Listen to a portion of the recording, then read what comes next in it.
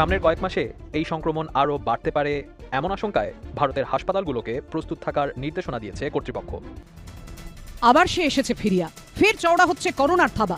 উৎসবের মরশুম শুরু হয়ে গেছে, বড়দিনের ভিড় উপচে পড়তে শুরু করেছে রাস্তায়। এরপর সামনে বর্ষবরণ, তার মধ্যেই চোখ রাঙাচ্ছে ভাইরাসের নয়া ভ্যারিয়েন্ট JN.1। সব জায়গায় কিন্তু এখন একটাই খবর, আর সেটা হলো কোভিড ঝড়, ভয়ঙ্কর কোভিড ঝড়।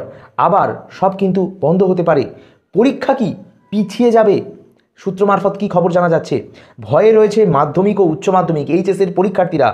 উৎসবের আবহে ফের চোখ রাঙাচ্ছে কোভিড। লম্বা সময় আমরা এক উদ্বেগের মধ্যে দিয়ে কাটিয়েছি, ঠিক বলেছেন, সেই কোভিড উদ্বেগ। তারপর কি আবার কি সেই কোভিড, আবার কি সেই করোনা চোখ রাঙাচ্ছে?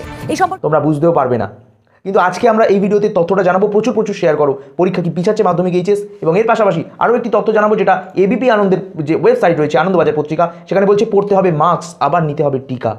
কোভিডের নতুন উপরোপ কতটা উদ্বেগের, এই নিয়ে খবরটা কি জানাচ্ছে। সম্প্রতি রাজ্যের মুখ্য সচিব ও স্বরাষ্ট্র সচিবের সঙ্গে আলোচনায় বসেন স্বাস্থ্য সচিব। সূত্রের খবর, ওই বৈঠকে করোনা আক্রান্তদের ওপর বিশেষ নজর রাখার সঙ্গে সঙ্গে RT-PCR টেস্টে গুরুত্ব দিতে বলা হয়েছে। সূত্রের খবর, এখন যাদের করোনা রিপোর্ট পজিটিভ আসছে তারা কেউ নতুন ভ্যারিয়েন্টে আক্রান্ত কিনা জানতে স্যাম্পল পাঠানো হচ্ছে Kalyani national institute of biomedical জিনোমিক্সে। অর্থাৎ আবারও মাস্ক পরতে হবে, আবারও কিন্তু টিকা নিতে হবে। তো প্রথমেই আসি যে মাধ্যমিক এইচএস পরীক্ষা কি পিছিয়ে যাবে? বন্ধুরা, 2 তারিখ থেকে কিন্তু শুরু হচ্ছে ফেব্রুয়ারিতে মাধ্যমিক, এবং তার পাশাপাশি উচ্চ মাধ্যমিক পরীক্ষাও কিন্তু শুরু হয়ে যাচ্ছে। এবার এই দুটি পরীক্ষা নিয়ে কেন এত উদ্বিগ্ন? পর্ষদের তরফ থেকে যে বিজ্ঞপ্তি জারি করা হয়েছে, যে কথা বলছিলাম মধ্যশিক্ষা পর্ষদের সভাপতি রামানুজ গঙ্গোপাধ্যায়ের সঙ্গে ক্যামেরা। কেন এত খবর? তার কারণ এই দুটি পরীক্ষা বোর্ডের সব থেকে বড় পরীক্ষা, আর এই দুটি পরীক্ষা এবছরই জানো তোমরা শেষ বছর হতে চলেছে মাধ্যমিক পরীক্ষা।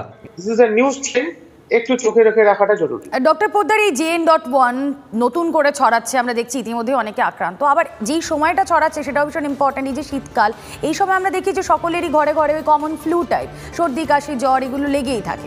আমি কি করে ডিফারেন্সিয়েট করব এর আলাদা কি সিমটমস রয়েছে? মন্ত্রকের যে রিপোর্ট, সেই রিপোর্ট অনুযায়ী একদিনে দেশে সংক্রমণ হয়ে গিয়েছে বা ছড়িয়েছে 752 জনের শরীরে। WHO জানিয়েছে কিন্তু গত এক মাসে গোটা বিশ্বে করোনার দাপট বৃদ্ধি পেয়েছে 52%।